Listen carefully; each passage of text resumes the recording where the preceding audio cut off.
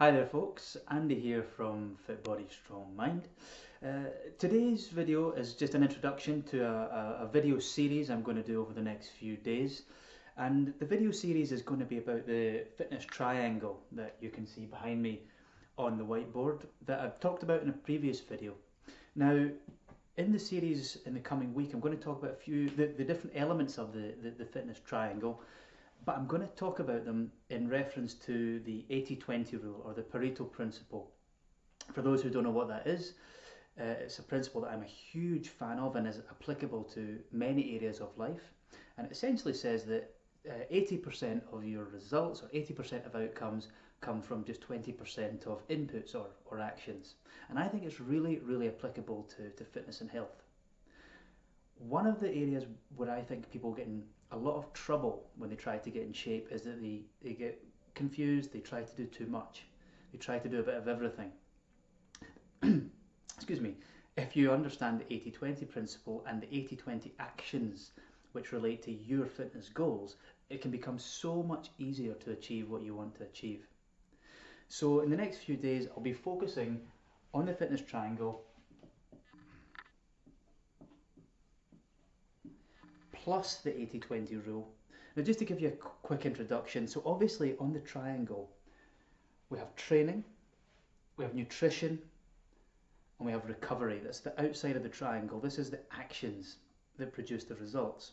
And on the inside you have your inner game. Now, to me, this is more important than any of the other three, and it's what I focus on at Fit Body Strong Mind more than anything else. But within all four elements of this triangle, there are 80-20 actions which can be applied. Now, those 80-20 actions are not the same for everybody.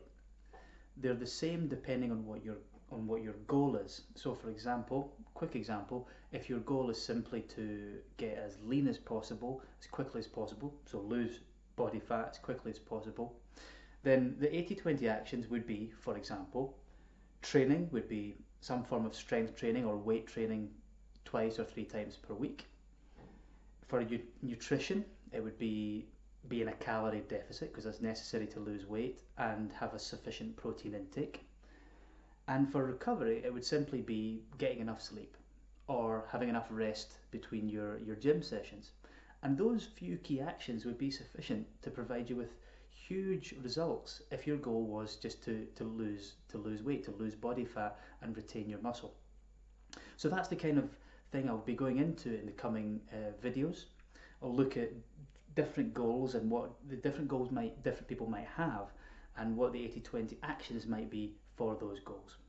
So please join me in the next video. The first thing I'll talk about is training and 80-20 actions of training, and what those 80-20 actions are for the different goals that you might have. So we'll try and focus it on you and what your needs might be, and then of course you can get in contact with me if you have any questions or any doubts or you disagree. Thanks very much for watching, and I'll see you on the next video.